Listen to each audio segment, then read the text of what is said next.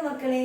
இன்னைக்கு ஒரு சூப்பரான ஒரு விஷயத்தோட இப்போ நியூஸோட தான் வந்திருக்கேன். இந்த நியூஸை பார்க்கறதுக்கு முன்னாடி நம்ம சேனலை மறக்காம சப்ஸ்கிரைப் பண்ணி வச்சுக்கோங்க. அப்பதான் சூடான சூப்பரான விஷயமெல்லாம் உடனுக்குடனே வரும். சப்ஸ்கிரைப் பண்ணி வச்சுட்டு பக்கத்துல இருக்க பெல்லையுமே கிளிக் பண்ணி வச்சுக்கோங்க. இப்போ என்ன நியூஸ் வந்திருக்குன்னா, விஜய் அண்ணன் எங்க நிக்க போறாங்களோ, எந்த தொகுதியில நிக்க போறாங்களோ அந்த தொகுதியில நேரடியா திமுக போட்டி போட போறாங்க அப்படின்னு வந்திருக்கு.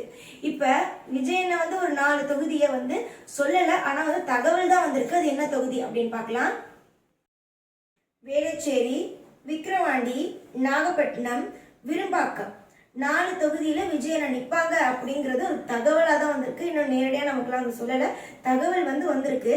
அப்படி இந்த தொகுதியிலலாம் விஜயனை நின்னாங்க அப்படின்னா நேரடியாக திமுக போட்டி போடுவாங்கன்னு சொல்லியிருக்காங்க. அதாவது கூட்டணி கட்சி நிற்க விடாம நேரடியாக போட்டி போடுவாங்க. அதாவது விஜயனை எங்க நிற்கிறாங்களோ அந்த இடத்துல நேரடியாக நாங்கள் போட்டி போடுவோம் அப்படின்னு சொல்லி தகவல் வந்திருக்கு.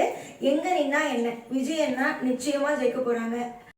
விஜயண்ணை எங்க நின்னாலுமே அவங்க தான் ஜெயிக்க போறாங்க. இதுல நமக்கு எந்த ஒரு கவலையுமே இல்லை, டவுட்டும் இல்லை. யாரோட நின்னாலும் விஜயனை தான் ஜெயிப்பாங்க. இப்போ சேலத்துல மக்கள் சந்திப்பு விஜயனை பண்ண போறாங்க.